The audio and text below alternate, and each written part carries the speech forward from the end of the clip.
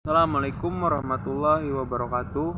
Perkenalkan, nama saya Sahri Ramadan dengan NIM 2201 03020200, jurusan Ilmu Al-Quran dan Tafsir angkatan 2022, lokal C. Pertama-tama saya ucapkan terima kasih kepada dosen pengampu mata kuliah Bahasa Indonesia, yaitu kepada Ibu Fitriani SPD STHI MPD selaku dosen pengampu Bahasa Indonesia. Tujuan untuk pembuatan video ini adalah untuk memenuhi tugas mata kuliah Bahasa Indonesia, yaitu ujian akhir semester tahun 2022. Oke, langsung saja kita akan masuk kepada membahas tentang teks eksposisi. Sebelumnya, kalian pasti pernah mengungkapkan pendapat. Bahkan ini terjadi setiap hari dalam kehidupan kita.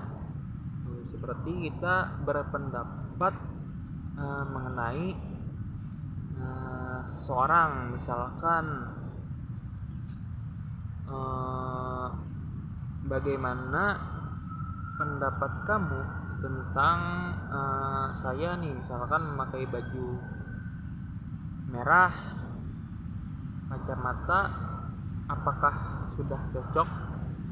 Nah, itu kan kalian untuk menjawab itu kalian menyampaikan pendapat kalian tentang saya. Nah, itulah sedikit daripada teks eksposisi. Jadi, teks eksposisi itu adalah teks yang berisi tentang pendapat atau argumen kita terhadap sesuatu agar pembaca mengetahui informasi yang ingin kita sampaikan.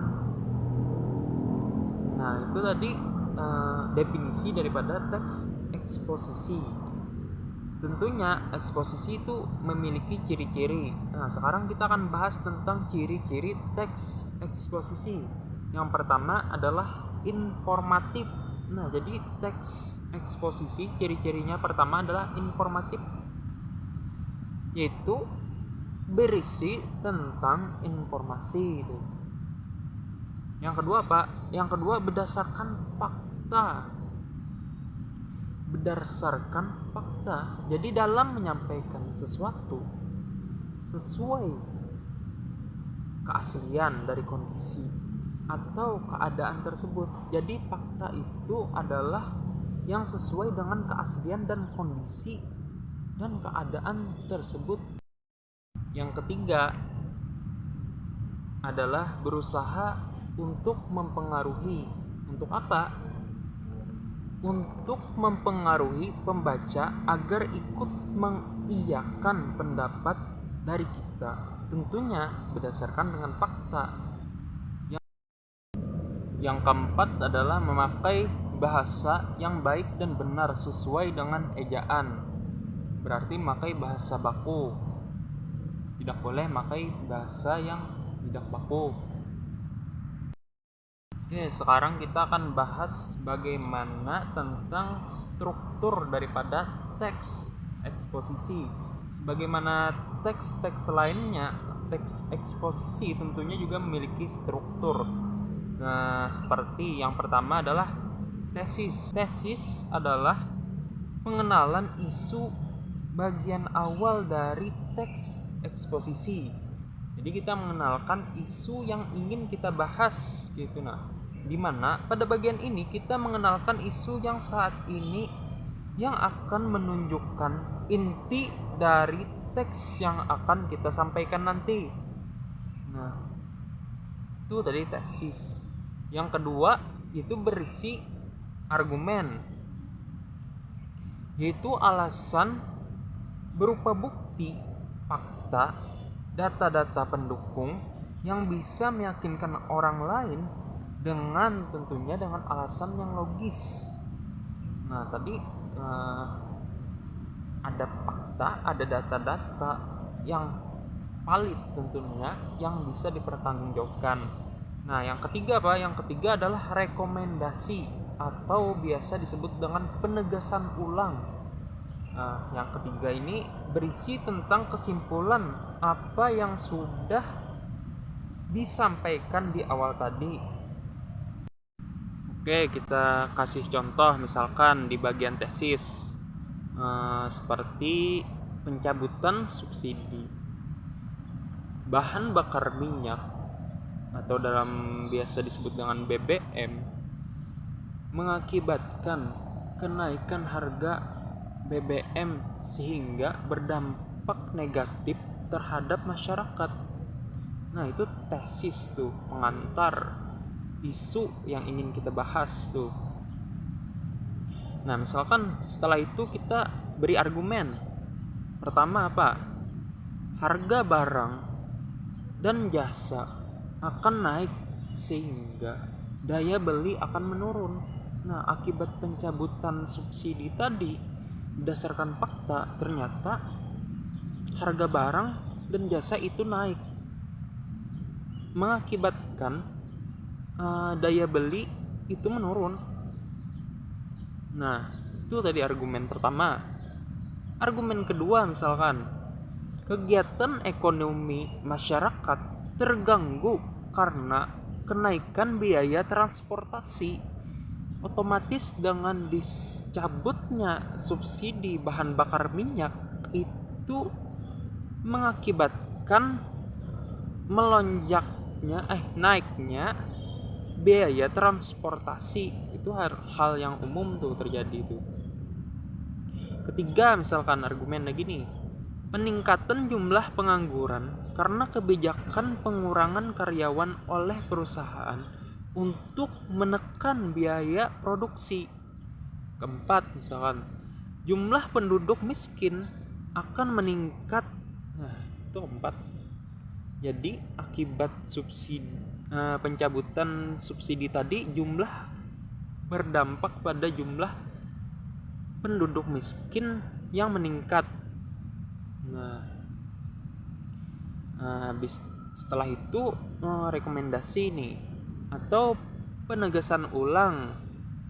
Kesimpulannya adalah, oleh karena itu masyarakat semakin menderita. Nah, poinnya daripada pencabutan subsidi tadi adalah masyarakat itu semakin menderita akibatnya. Nah, itu tadi rekomendasi. Seperti itu contoh singkatnya. Oke, sekarang kita akan masuk kepada ciri-ciri kebahasaan daripada teks eksposisi itu. Jadi, yang membedakan antara teks eksposisi dengan teks-teks lainnya adalah melalui ciri kebahasaannya. Yang pertama itu ada yang namanya teks eksposisi itu memakai pronomia persona. Betul, pronomia itu adalah kata ganti, sedangkan persona itu adalah kata orang. Mengapa demikian? Karena teks eksposisi itu mengemukakan pendapat. Otomatis itu ada ketika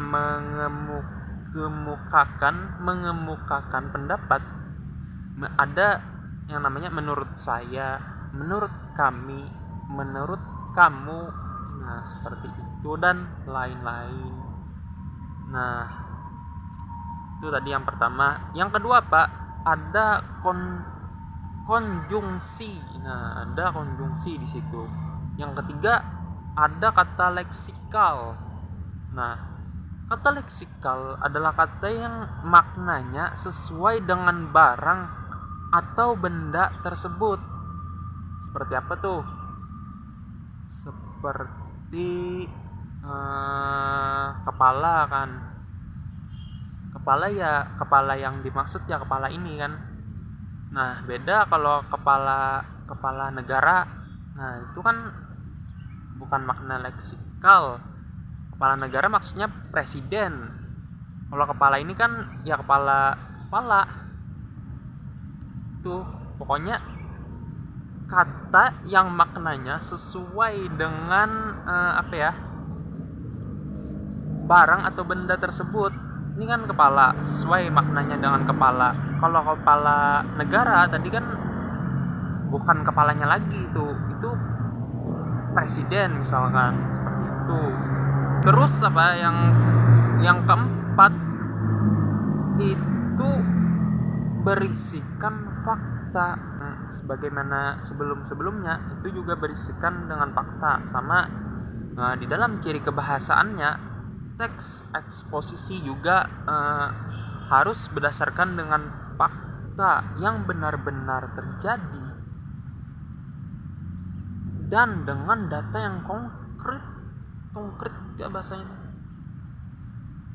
Yang kelima apa? Yang kelima adalah yang terakhir nih, adalah opini. Nah, ternyata di dalam teks apa tadi? Teks eksposisi itu dari ciri kebahasannya ada yang namanya opini. Kenapa demikian? Karena teks eksposisi itu mengemukakan pendapat, otomatis di situ terbuat yang namanya opini.